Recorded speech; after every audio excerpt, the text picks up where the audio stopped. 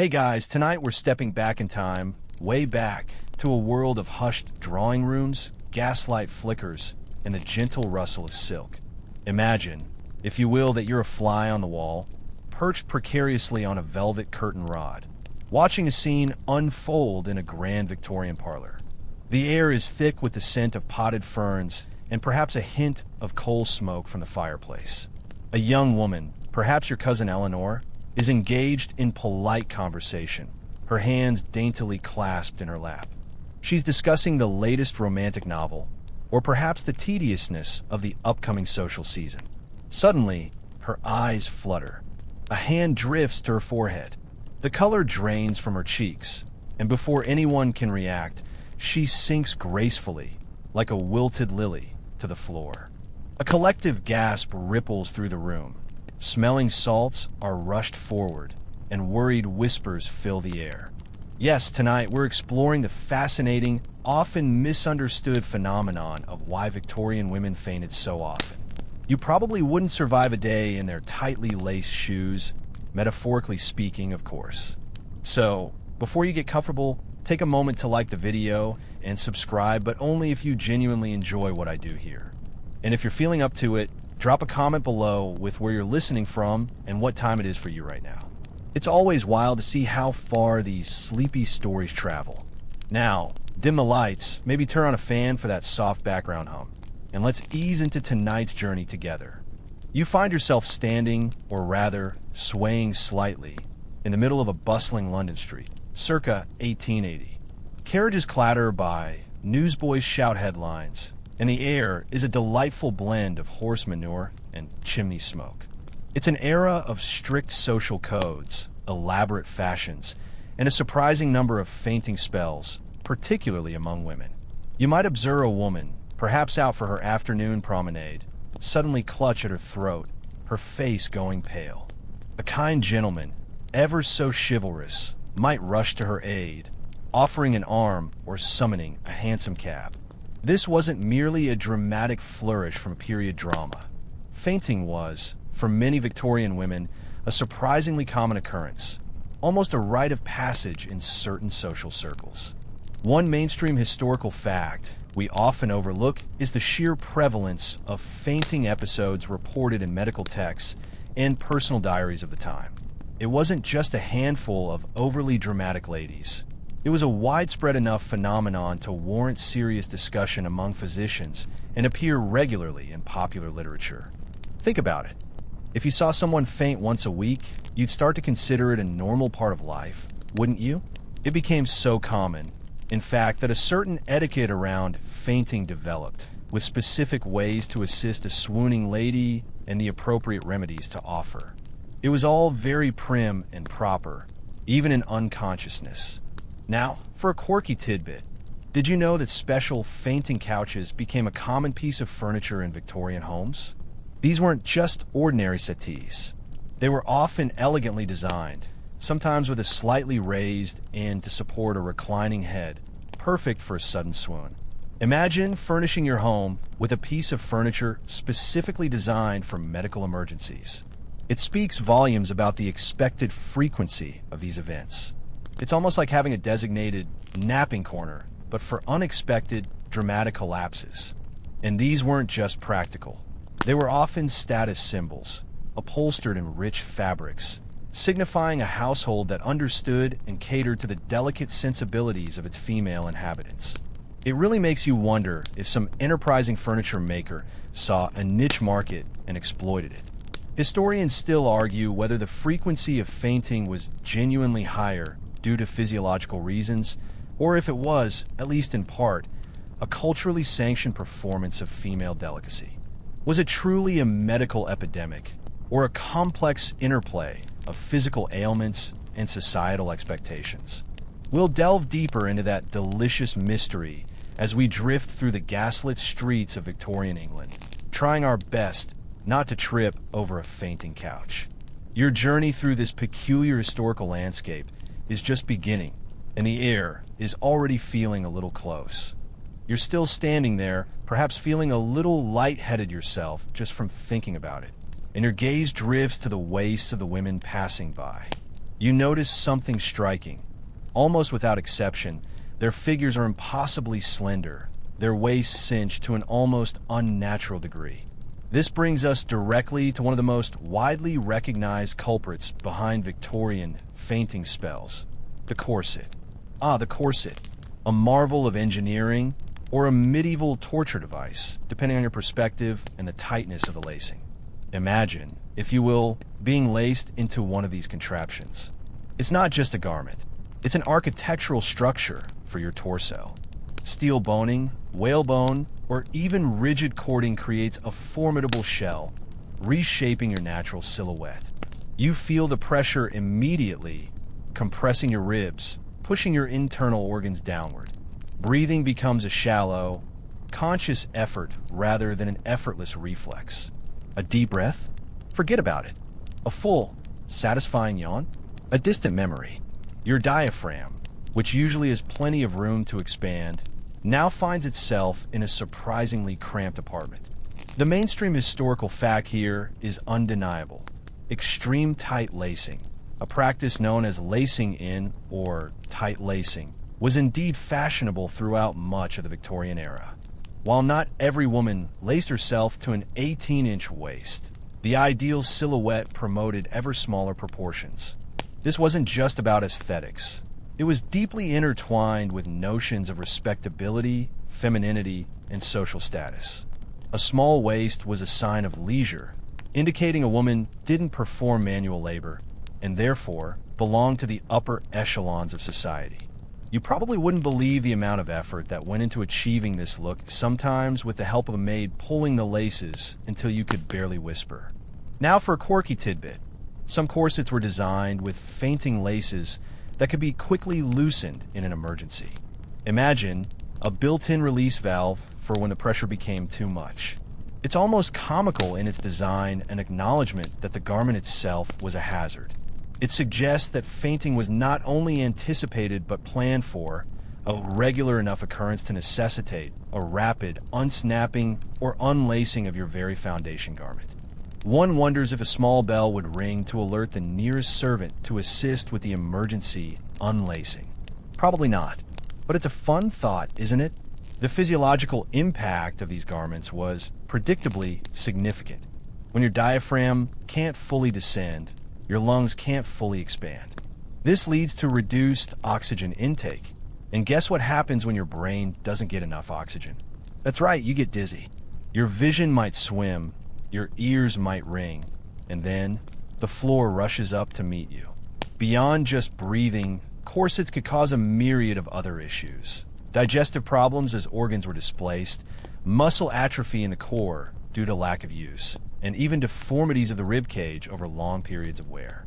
It wasn't just about looking delicate.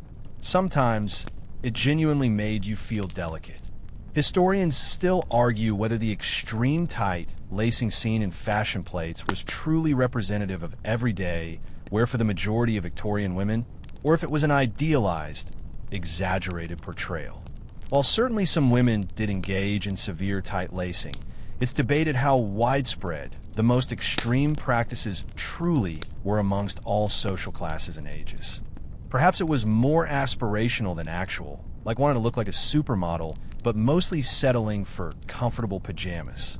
Yet, even moderate lacing, when combined with other factors, could certainly contribute to a general state of diminished vitality and, yes, a propensity for a good old-fashioned swoon. You can almost feel the restricted breathing yourself, can't you? Just a gentle squeeze, not quite an embrace, more like a very firm hug from a steel-boned octopus. You find yourself in a doctor's office, a dimly lit room filled with the scent of antiseptic and the rustling of starched linens. The doctor, a stern-faced man with mutton chop whiskers, is examining a woman who has recently experienced a fainting spell. His diagnosis? Likely hysteria, a catch-all term that Victorian physicians used to explain a wide range of female ailments, from nervousness to, you guessed it, fainting.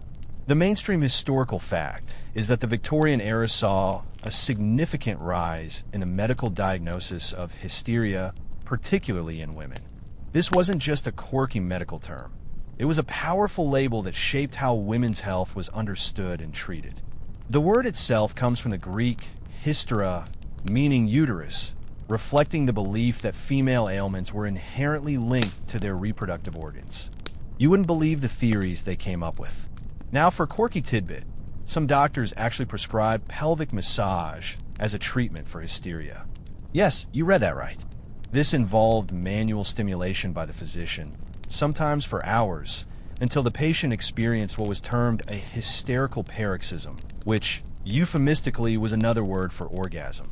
It sounds like something straight out of a bizarre historical fiction novel, but it was documented medical practice. You can almost hear the awkward coughs and the rustling of medical charts as the doctor gravely explains the procedure. The treatments for hysteria were often as varied as they were bizarre.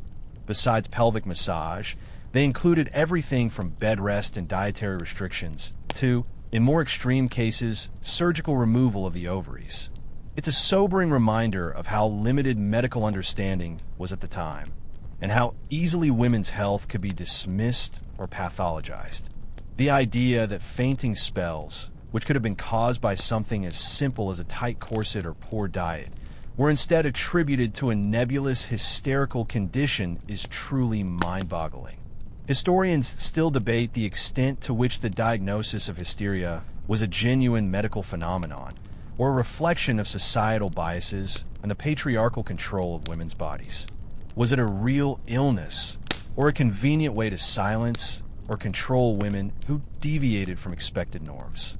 The answer, like the symptoms of hysteria itself, is complex and multifaceted. You can almost feel the frustration and confusion of these women, trapped between their own physical experiences and the often misguided interpretations of the medical establishment. It makes you want to lie down on a fainting couch, doesn't it? Just to make a point. You've just left the doctor's office, the lingering scent of carbolic acid in your nostrils, and now you find yourself amidst a bustling social gathering. Perhaps a grand ball or a formal dinner party. The air is thick with polite conversation, the rustle of voluminous skirts, and the clinking of teacups. Here, you observe another fascinating aspect of Victorian fainting, its role as a social performance. The mainstream historical fact is that Victorian society placed immense pressure on women to embody an ideal of delicate femininity. This wasn't just about looking demure. It was about presenting an almost ethereal fragility, a refined sensibility that could be easily overwhelmed by strong emotions, loud noises, or even a whiff of something unpleasant. Fainting, in this context, could be interpreted not just as a physical collapse, but as a dramatic manifestation of this highly prized delicacy. You wouldn't want to appear robust and unflappable, would you? That would be terribly unladylike. Now for a quirky tidbit. Sometimes a well-timed swoon could strategically extricate a woman from an uncomfortable social situation. Imagine being trapped in a tedious conversation with a bore or cornered by an unwelcome suitor. A sudden, graceful feint could provide an immediate, socially acceptable escape, allowing you to be whisked away to a quieter room, perhaps with a helpful attendant or two. It's almost like the ultimate get-out-of-jail-free card for the socially oppressed. Of course, this wasn't always intentional, but the subtle power dynamics were certainly at play. Oh dear, poor Miss Eleanor, she's quite overcome by the heat, conveniently sidestepping the topic of that dreadful poetry recital. This performative aspect of fainting wasn't necessarily a conscious act of manipulation on every occasion. Rather, it was deeply ingrained in the social fabric. Women were conditioned from a young age to cultivate a refined sensitivity, and fainting could be an involuntary, yet culturally reinforced response to perceived stressors. It allowed for a brief moment of vulnerability that garnered sympathy and attention, without overtly challenging the rigid social order. After all, if you openly expressed discomfort, that would be rude. But if your body simply gave way, well, that's just unfortunate. Historians still argue whether some fainting spells were purely physiological, or if the cultural expectation of female delicacy unconsciously encouraged or even exacerbated such episodes. Was it a genuine physical response, or a learned behavior amplified by societal norms? It's a bit of a chicken and egg scenario, isn't it? You might even speculate that the very expectation of fainting could lead to it, a self-fulfilling prophecy of Victorian fragility. You can almost feel the collective intake of breath when a woman starts to sway, a silent acknowledgement that the expected fragility is about to manifest. It's like a meticulously choreographed ballet, only with more smelling salts. You're still in the elegant, yet perhaps suffocating atmosphere of a Victorian home. Now, however, you find yourself noticing the air itself. It feels heavy, perhaps a little stale, and certainly not as fresh as a brisk country breeze. This brings us to another significant factor contributing to those frequent fainting spells: the environmental conditions and prevalent illnesses of the era.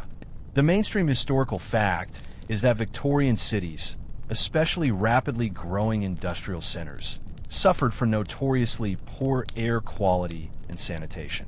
Factories belched smoke, coal fires warmed every home, and rudimentary sewage systems meant that the air was often thick with pollutants and unpleasant odors. Good ventilation, as we understand it today, was often sacrificed for warmth or privacy. Homes were often tightly sealed to keep out the cold and drafts, inadvertently trapping stale air and airborne pathogens. Imagine trying to catch your breath in a drawing room filled with gaslight fumes, the smell of heavy draperies, and perhaps the faint scent of mildew from damp corners. It's enough to make anyone feel a bit woozy. Now, for a quirky tidbit, some fashionable Victorian homes even sealed off fireplaces in warmer months with decorative screens, further reducing air circulation. It was all about aesthetics, you see, and a gaping, empty fireplace was considered unsightly. This meant that even when the weather was mild enough to allow for better airflow, the very design of the home often prevented it. You can almost hear the gentle thump of a lady collapsing near a beautifully tiled, but utterly blocked hearth. The irony is quite something. Beyond poor air quality, the Victorian era was also plagued by a host of infectious diseases that could leave individuals, particularly women, weakened and susceptible to fainting. Tuberculosis, diphtheria, influenza, and various fevers were rampant. A woman recovering from a lingering illness, even a mild one, would likely be anemic, fatigued, and more prone to dizzy spells. Add to that the constant battle against common colds and persistent coughs, and you have a population whose baseline health was often compromised. It wasn't just about a sudden dramatic swoon. It was about a constant state of mild unwellness that could easily tip over into unconsciousness. Historians still argue whether the general unhealthiness of the urban environment or the more specific impact of restrictive fashion had a greater direct causal link to the frequency of fainting. Was it the air they breathed, the clothes they wore, or a potent combination of both? You might even consider that the expectation of delicacy, combined with genuinely poor health conditions, created a vicious cycle. If you expect to be unwell, and your environment makes you unwell, then fainting becomes not just a possibility, but almost an inevitability. You can practically taste the stale air, can't you? And it's not exactly refreshing. You're still in the elegant, yet perhaps suffocating atmosphere of a Victorian home. Now, however, you find yourself noticing the air itself. It feels heavy, perhaps a little stale, and certainly not as fresh as a brisk country breeze. This brings us to another significant factor contributing to those frequent fainting spells: the environmental conditions and prevalent illnesses of the era. The mainstream historical fact is that Victorian cities, especially rapidly growing industrial centers, suffered from notoriously poor air quality and sanitation. Factories belched smoke, coal fires warmed every home, and rudimentary sewage systems meant that the air was often thick with pollutants and unpleasant odors. Good ventilation, as we understand it today, was often sacrificed for warmth or privacy. Homes were often tightly sealed to keep out the cold and drafts, inadvertently trapping stale air and airborne pathogens. Imagine trying to catch your breath in a drawing room filled with gaslight fumes, the smell of heavy draperies, and perhaps the faint scent of mildew from damp corners. It's enough to make anyone feel a bit woozy. Now, for a quirky tidbit, some fashionable Victorian homes even sealed off fireplaces in warmer months with decorative screens, further reducing air circulation. It was all about aesthetics, you see, and a gaping, empty fireplace was considered unsightly. This meant that even when the weather was mild enough to allow for better airflow, the very design of the home often prevented it. You can almost hear the gentle thump of a lady collapsing near a beautifully tiled but utterly blocked hearth. The irony is quite something. Beyond poor air quality, the Victorian era was also plagued by a host of infectious diseases that could leave individuals, particularly women, weakened and susceptible to fainting. Tuberculosis, diphtheria, influenza, and various fevers were rampant. A woman recovering from a lingering illness, even a mild one, would likely be anemic, fatigued, and more prone to dizzy spells. Add to that the constant battle against common colds and persistent coughs, and you have a population whose baseline health was often compromised. It wasn't just about a sudden dramatic swoon. It was about a constant state of mild unwellness that could easily tip over into unconsciousness. Historians still argue whether the general unhealthiness of the urban environment or the more specific impact of restrictive fashion had a greater direct causal link to the frequency of fainting. Was it the air they breathed, the clothes they wore, or a potent combination of both? You might even consider that the expectation of delicacy, combined with genuinely poor health conditions, created a vicious cycle. If you expect to be unwell, and your environment makes you unwell, then fainting becomes not just a possibility, but almost an inevitability. You can practically taste the stale air, can't you? And it's not exactly refreshing. You're still observing the Victorian scene, perhaps now peeking into the dining room, and you notice something else that might contribute to that persistent feeling of faintness. The food on the table, or perhaps more accurately, the lack of certain foods. This brings us to the often overlooked role of dietary habits and nutritional deficiencies in Victorian women's health. The mainstream historical fact is that Victorian dietary practices, particularly among the middle and upper classes, were often surprisingly restrictive for women. While men might enjoy hearty, meat-heavy meals, women were frequently encouraged to consume lighter, less substantial fare. The ideal of the delicate woman often extended to her appetite. A robust hunger was considered unladylike. Meals for women might consist of small portions of bland foods, sometimes with an emphasis on digestible items that offered little in the way of vital nutrients. You wouldn't want to appear voracious, would you? That would be positively uncivilized. Now for a quirky tidbit. Some Victorian beauty diets actually recommended avoiding red meat and certain vegetables, believing they contributed to a coarse complexion or an overly robust physique. Instead, white meats, weak tea, and toast were often suggested. Imagine a diet that actively discourages nutrient-dense foods in favor of, well, barely anything. It's almost like they were trying to cultivate a perpetual state of low energy.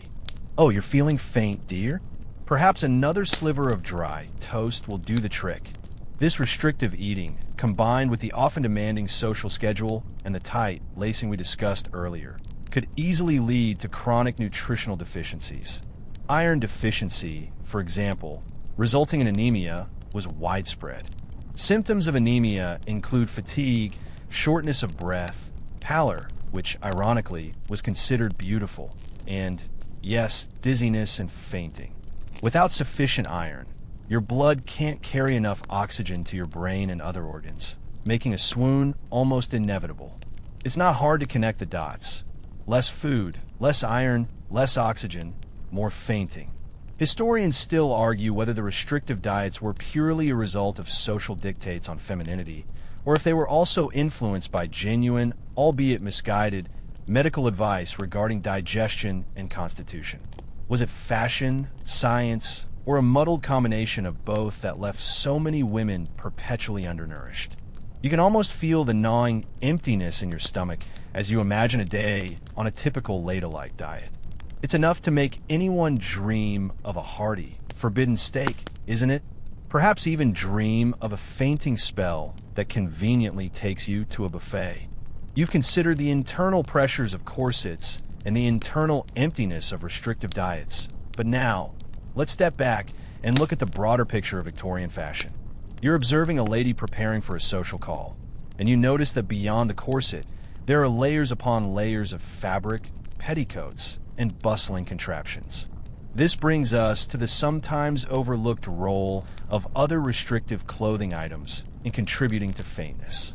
The mainstream historical fact is that Victorian women's fashion, particularly from the mid-19th century onwards, involved an astonishing amount of material and complex undergarments. We're talking multiple petticoats, sometimes horsehair crinolines or bustles made of steel cages, all designed to create the desired silhouette. These layers added significant weight, particularly when made from heavy fabrics like wool or velvet. Imagine wearing what feels like a small tent around your lower half, complete with internal scaffolding. It's not exactly sportswear. Now for a quirky tidbit. Some of these fashion trends, like the enormous crinoline skirts, were so wide they made it difficult for women to pass through doorways, sit comfortably in carriages, or even embrace another person without considerable maneuvering. There are even anecdotal accounts of women getting caught in machinery or having their dresses catch fire due to the sheer volume of fabric. So, while a fainting spell might seem dramatic, perhaps it was just a welcome break from navigating life in a human-sized bell. Excuse me, dear, just give me a moment to pivot my entire circumference before I attempt to greet you. The sheer weight and bulk of these garments, especially in warm weather or stuffy indoor environments, could contribute to overheating and reduced air circulation around the body. Imagine being wrapped in several layers of wool and cotton on a warm summer's day.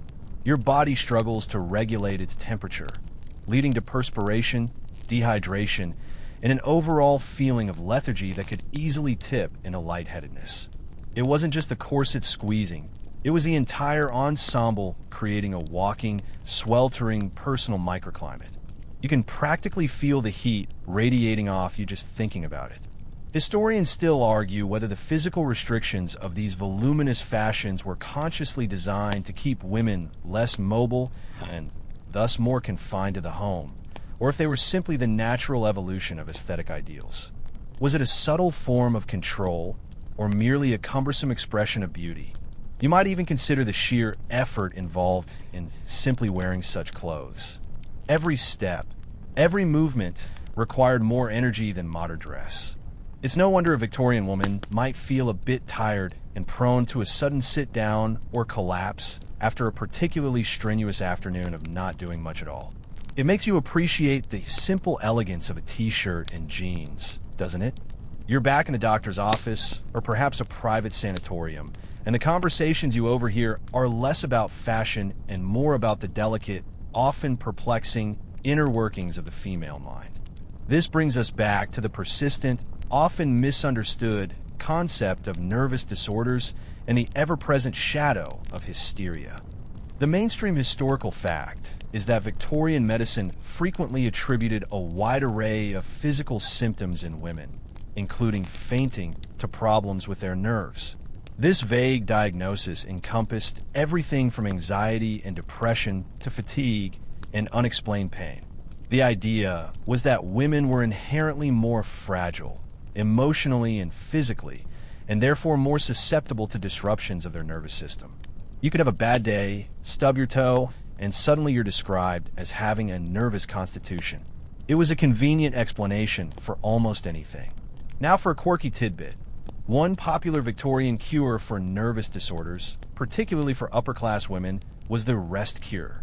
This involved complete bed rest, often for weeks or even months, with strict isolation from family and friends, force feeding, and sometimes even massages or electrotherapy. The idea was to completely rest the overstimulated nervous system. Imagine being told to stay in bed for 2 months with no books, no visitors, and only gruel for sustenance. It sounds less like a cure and more like a punishment, doesn't it? One wonders if the fainting was a desperate attempt to escape the rest cure.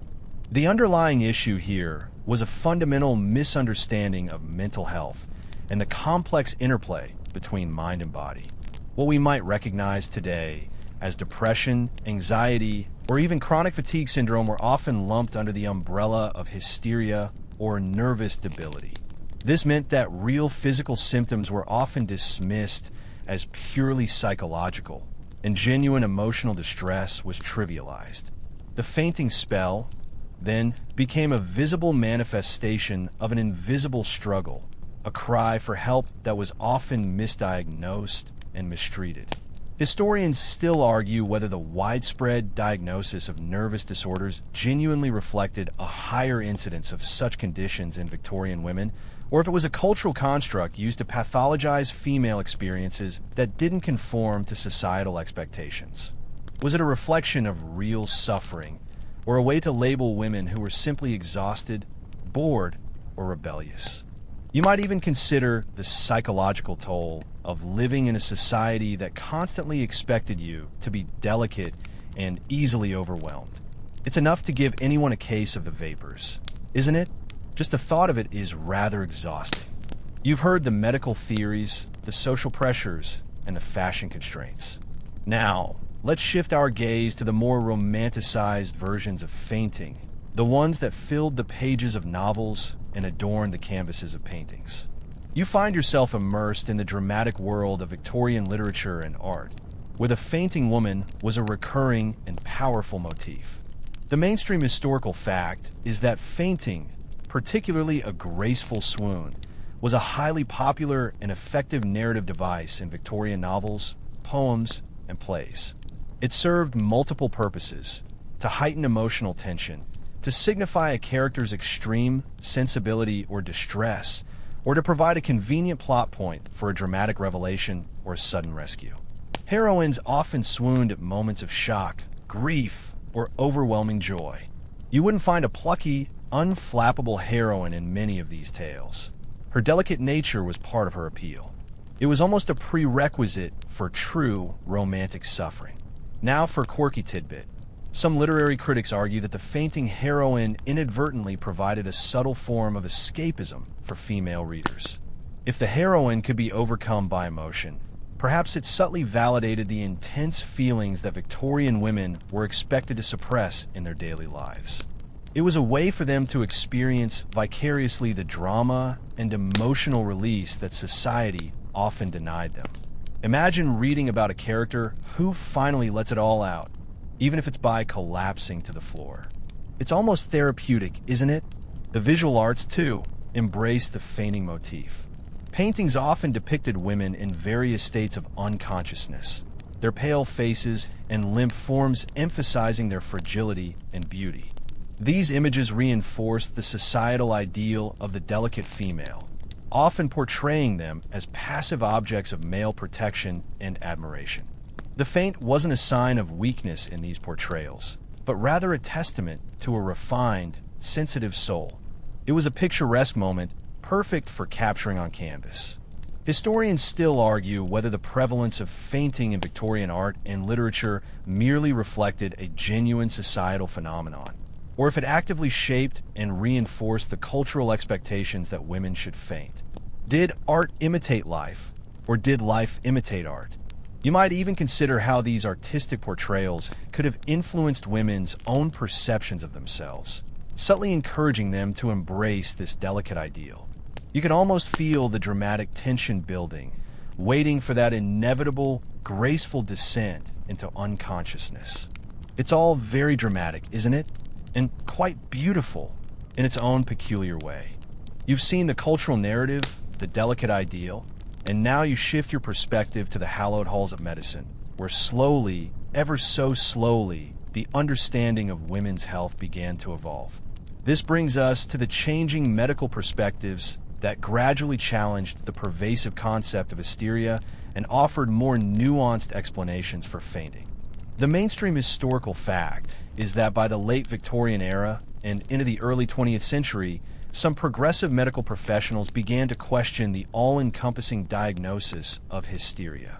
Advances in fields like neurology, endocrinology, and even psychology started to offer more specific and evidence-based explanations for symptoms that had previously been dismissed as purely nervous. Doctors began to look for physiological causes rather than immediately resorting to the uterus as the culprit. You wouldn't believe the sigh of relief some women must have felt when a doctor actually took their symptoms seriously. Now for a quirky tidbit. One of the early pioneers in challenging the prevailing views on hysteria was Jean-Martin Charcot, a French neurologist who used hypnosis to study patients presenting with hysterical symptoms. While his methods might seem theatrical by modern standards, his work helped to shift the focus from a purely physiological, organ-based understanding of hysteria to one that acknowledged the role of the mind and nervous system, paving the way for later psychological theories. Imagine a Victorian doctor using a swinging pocket watch to diagnose your faintness. It's almost charmingly retro, isn't it? This gradual shift in medical understanding meant that conditions like anemia, which we discussed earlier, began to be recognized as distinct medical issues with specific treatments, rather than just another manifestation of female weakness. Similarly, an understanding of conditions like epilepsy, diabetes, or even simple dehydration began to replace the more generalized nervous debility diagnosis. It was a slow and often frustrating process, but the seeds of modern medical understanding were being sown. The focus started to move from she's delicate to what exactly is causing this. Historians still argue whether the medical community's eventual move away from hysteria was primarily driven by scientific advancement, or if it was also influenced by changing societal roles for women and the burgeoning women's rights movement. Did science alone lead the way, or did social progress push medicine forward? You might even consider the brave women who, despite societal pressure, continued to advocate for their symptoms to be taken seriously, contributing to this gradual enlightenment. You can almost feel the quiet triumph as a woman receives a specific diagnosis and a tangible treatment, rather than just a shrug and a prescription for rest. It's a subtle shift, but a profound one. You've witnessed the changing medical landscape, but now, let's consider a less savory aspect of Victorian health: the rampant market for quick fixes and dubious cures. You find yourself strolling through a Victorian apothecary, shelves lined with colorful bottles and elaborate labels, all promising relief from every conceivable ailment. This brings us to the widespread use of patent medicines and their questionable role in treating fainting and nervous disorders. The mainstream historical fact is that the Victorian era was a golden age for patent medicine's unregulated, often secretly formulated concoctions sold directly to the public without medical supervision. These elixirs, tonics, and pills promised miraculous cures for everything from consumption to, predictably, female complaints and nervous conditions like hysteria. They were heavily advertised in newspapers and magazines, often with exaggerated claims and testimonials. You could barely open a periodical without seeing an advertisement for some Dar, Goodbody's wondrous elixir for fainting ladies. It was the Wild West of pharmaceuticals without the actual cowboys. Now for a quirky tidbit. Many of these patent medicines contain ingredients that we would consider highly dangerous today, including opium, morphine, cocaine, and a generous amount of alcohol. So, while a nerve tonic might indeed make a fainting woman feel better, it was often due to the sedative or narcotic effects of its hidden ingredients. Imagine taking a spoonful of what you thought was a mild remedy, only to discover it's essentially a cocktail of various addictive substances. No wonder people felt calmer or less prone to fainting. It's almost like a very slow, very legal, and very lucrative form of accidental self-medication. The problem, of course, was that these medicines rarely addressed the root causes of symptoms like fainting. They simply masked them, often leading to dependency and further health complications. A woman suffering from anemia might feel temporarily uplifted by a dose of alcohol and opium, but her iron deficiency would remain unaddressed. This cycle of temporary relief and recurring symptoms only reinforced the idea that women were inherently fragile and constantly in need of a tonic to maintain their delicate balance. Historians still argue whether the widespread use of patent medicines reflected a genuine public demand for accessible health care, or if it was primarily a result of aggressive and misleading advertising preying on public ignorance and fear. Was it a symptom of limited medical access, or just good old-fashioned snake oil salesmanship? You might even consider the sheer desperation of women seeking relief from real discomforts, turning to anything that promised a cure in an era before regulated medicine. You can almost taste the bitter, alcoholic tang of those remedies, and it's certainly not a sweet dream. You've seen women faint from corsets, from poor diet, from vague nervousness, and from the supposed cures for all of the above. But now, let's consider a fascinating, albeit subtle, possibility. Could fainting have sometimes been a power play? You find yourself observing a domestic scene, perhaps a heated discussion between a husband and wife, when suddenly, the wife's eyes roll back and she slumps into a chair. The mainstream historical fact is that Victorian women, especially those in the middle and upper classes, had limited agency and few direct avenues for expressing dissent or exerting control within their patriarchal society. Their roles were largely confined to the domestic sphere, and open defiance was often met with severe social censure. In a world where a woman's opinion might be dismissed or her desires overlooked, a dramatic physical response could, surprisingly, become a potent, albeit passive, form of communication. You couldn't just storm out of the room, but you could gracefully collapse. Now for a quirky tidbit. Some historians and literary scholars have theorized that, consciously or unconsciously, a fainting spell could serve as a disruptive act, effectively halting an undesirable conversation, postponing an unpleasant decision, or garnering immediate, undivided attention. Imagine a husband about to deny his wife a new gown or insist on a tedious social engagement, when suddenly he's faced with a delicate crisis. The argument is forgotten, the unpleasant topic tabled, and all focus shifts to her fragile state. It's almost like a silent, dramatic filibuster, isn't it? A very effective way to derail a discussion without uttering a single word of protest. This isn't to say that all fainting was manipulative or intentional. Far from it. Many women genuinely suffered from the myriad of physical and psychological issues we've discussed.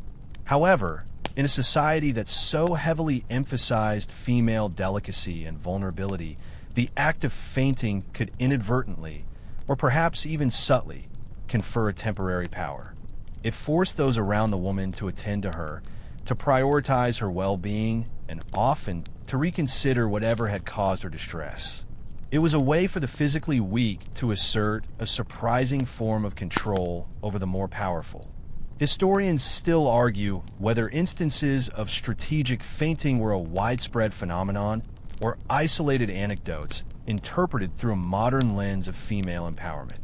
Was it a genuine, albeit unconscious, form of resistance, or merely an overreading of a physiological response?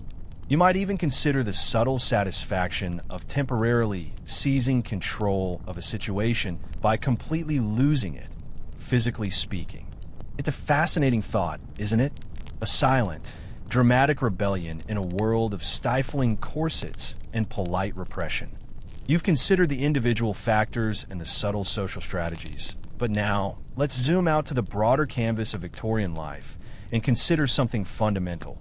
The very air they breathed, the water they drank, and the way their cities were organized. This brings us to the overarching role of hygiene and public health in contributing to the general state of wellness, or rather, unwellness, that could lead to fainting. The mainstream historical fact is that much of the Victorian era, particularly the early and mid-periods, suffered from appalling public health conditions, especially in rapidly growing urban centers. Industrialization led to overcrowding, inadequate sanitation, and pervasive pollution.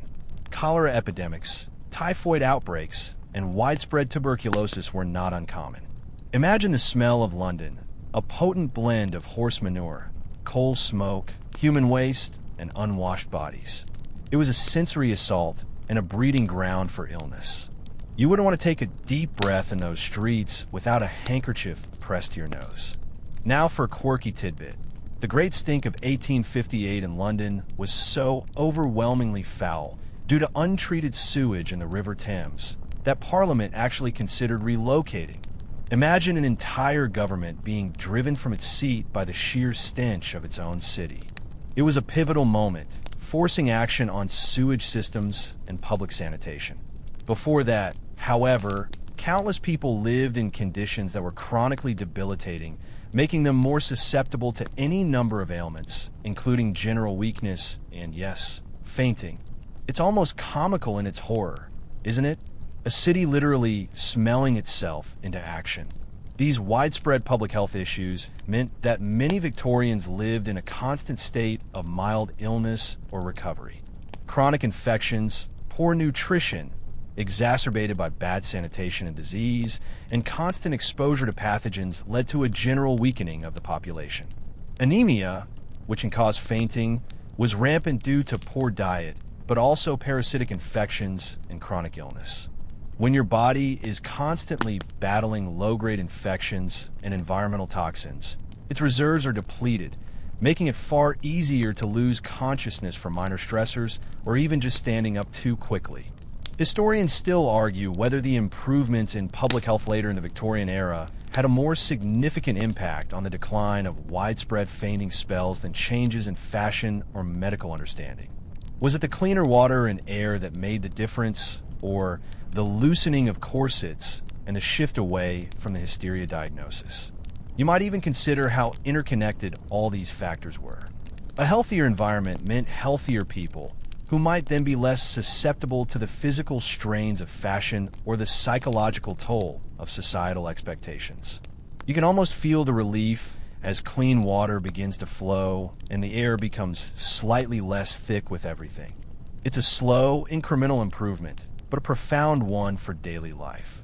You've traveled through gaslit parlors, stuffy doctors' offices, and even the murky depths of Victorian sewage. Now, as the ambient sounds begin to soften and the edges of your awareness blur, let's consider the lasting echoes of this peculiar era. This brings us to the legacy and lingering echoes of Victorian attitudes towards women's health. The mainstream historical fact is that while the overt diagnosis of hysteria largely faded by the mid-20th century, many of the underlying biases and assumptions about women's bodies and minds continued to influence medical practice for decades. The idea that women were inherently more emotional, more susceptible to nerves, or that their physical symptoms were often psychosomatic persisted. You might still hear echoes of this even today, in subtle ways, in how female pain or fatigue is sometimes dismissed. It's a long shadow indeed. Now for a quirky tidbit. The very term fainting couch has entered our modern lexicon, often used ironically, but it serves as a tangible reminder of a time when swooning was such a common and culturally recognized event that furniture was designed specifically for it. It's almost like a linguistic fossil, preserving a snippet of Victorian domestic life. Imagine if we designed furniture today specifically for screen fatigue or Zoom call exhaustion. Perhaps we do, in a way, with ergonomic chairs and specialized blue light glasses. The more things change, the more some things stay eerily similar. The shift away from corsets and the improvements in public health undeniably contributed to a decline in the physical causes of fainting. Women gained more freedom in dress and movement, and overall living conditions improved. However, the psychological and societal pressures on women didn't vanish overnight. New ideals of beauty emerged, sometimes just as restrictive, and the struggle for women to have their health concerns taken seriously by the medical establishment continues in various forms even today. It's a slow evolution, not a sudden revolution. Historians still argue whether the Victorian era's specific fixation on female delicacy was a unique product of its time, or if it represents a recurring pattern throughout history, where women's bodies are subjected to cultural ideals and medical interpretations that reflect societal anxieties rather than pure biological truth. Are we truly free from these historical echoes, or do they merely manifest in new, more subtle ways? You might even consider how different eras imposed different pressures on women's bodies, and how those pressures manifest in physical and psychological ways. The fate may be gone, but the subtle influences linger, a whisper from a bygone era. And now, as the last gaslights flicker and the distant sounds of horse-drawn carriages fade, feel yourself sinking deeper into your own comfortable stillness. The rigid corsets and the societal pressures of the Victorian age are drifting away like wisps of chimney smoke on a quiet evening breeze. Your body is free, your breath is easy, and your mind is softening, letting go of the curious anxieties of a time long past. Allow the images of delicate ladies and stern doctors to dissolve into the comforting darkness. There's no need for smelling salts here, just the gentle lull of your own peaceful breathing. Let the gentle murmur of this story guide you further down into a soft and enveloping quiet. Feel your limbs growing heavy, your eyelids even heavier, as the stories of the past become indistinguishable from the gentle hum of your own rest. Just drift now,